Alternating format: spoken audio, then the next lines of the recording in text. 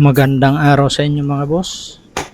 Sinigang na ulo naman ang titirahin natin ngayon. Wala kasi akong ibang maisip na pwedeng ipaulam sa mga kupal mga boss. Kaya ito na lang ang nadampot ko. Bale nilinis ko na nga pala ng mabuti yan mga boss. Tinanggalan ko na ng pustiso. Saka ko tinadtad ng maliliit. Uhugasan lang natin ng maayos yan para siguradong 99.9% kunwari malinis.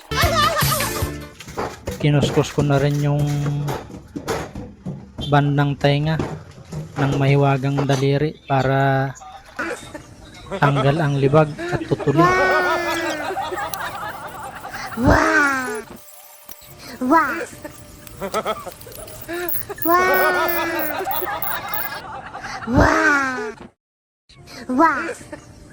Pagkatapos ko nga palang tanggalan ng bula mga boss, naglagay na tayo ng kaunting pangpalasa dyan mga boss.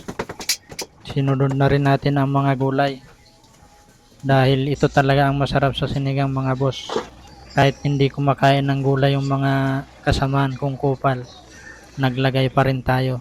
At naglagay din pala tayo dito mga boss ng sinigang mix, bali dalawang klase. Gabi flavor tsaka original mga boss. Yung gabi flavor mga boss, yun ang magpapalapot sa ating sinigang. At yung original naman, yun ang magbibigay ng tunay na asim mga boss. Naglagay nga din pala tayo dyan mga boss ng isang pirasong pork cube. Hindi na lang nakita sa video kasi masyadong mabilis ang mga pangyayari. Luto na po ito mga boss. Maraming salamat sa panonood nyo. Kain tayo.